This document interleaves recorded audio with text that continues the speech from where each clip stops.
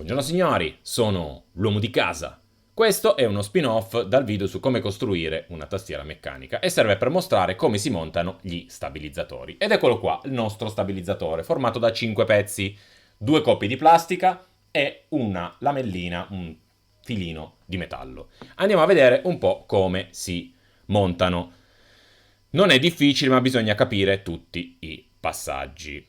Allora, innanzitutto prendiamo i due pezzi, quello grande e quello un pochettino più piccolo, e andiamo a inserirli uno dentro l'altro, con la croce rivolta verso l'alto. Noi adesso li stiamo prendendo dal retro, quindi li inseriamo uno dentro l'altro. Ricordatevi che hanno un verso. Una cosa che dobbiamo vedere è questa piccolissima linguetta in cui entra perfettamente il nostro filo di metallo. Teniamone conto di questa cosa qua, perché dovremo andarla a incastrare proprio lì. Quindi mettiamo dentro i nostri due pezzi di plastica e dobbiamo andare a inserire il filo di metallo nel secondo buco del pezzettino con la croce. Ne ha due, dobbiamo metterlo nel secondo e andarlo a incastrare nella guida che abbiamo visto prima. Vedete, lo incastriamo nella guida che abbiamo visto prima. Ve lo faccio rivedere, lo inseriamo, ricordatevi che ha un verso, per capire se è quello giusto, vedete che va avanti e indietro in maniera molto fluida. A questo punto andiamo a inserire il filo di metallo nel secondo buco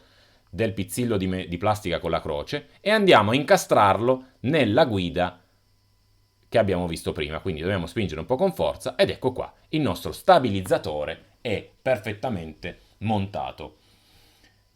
Questi ovviamente sono stabilizzatori che si montano sulla backplate e adesso andiamo a vedere come fare per montarlo all'interno della nostra backplate. Vi sto facendo vedere questa immagine per farvi capire che hanno cioè questo è quello che dovete ottenere. Devono essere regolari così. Come vedete ci sono quelle specie di S nere che stanno a indicare che avete montato lo stabilizzatore nella maniera dovuta. Ora, per andare a inserire il nostro stabilizzatore dobbiamo mettere il pezzo di metallo, il filo di metallo sotto la backplate e andare a incastrare. Come vedete ci sono dei dentini, eccoli, dei dentini di plastica, dobbiamo andarli a incastrare lì tra la backplate e il pezzo di metallo e poi spingiamo e andiamo a incastrare perfettamente i nostri stabilizzatori. Ve lo faccio rivedere. Filo sotto, il filo di metallo deve andare sotto la backplate.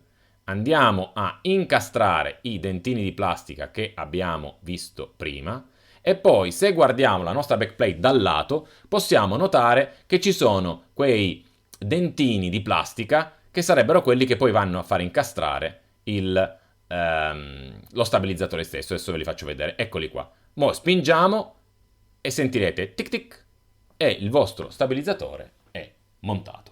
Bene ragazzi, io spero di avervelo spiegato nel migliore dei modi, o meglio di così non sono riuscito a fare. Se avete delle domande fatemele pure qui sotto nei commenti oppure nell'altro video, cioè su quello come costruire una tastiera meccanica. Detto questo, io vi saluto e ci vediamo al prossimo video.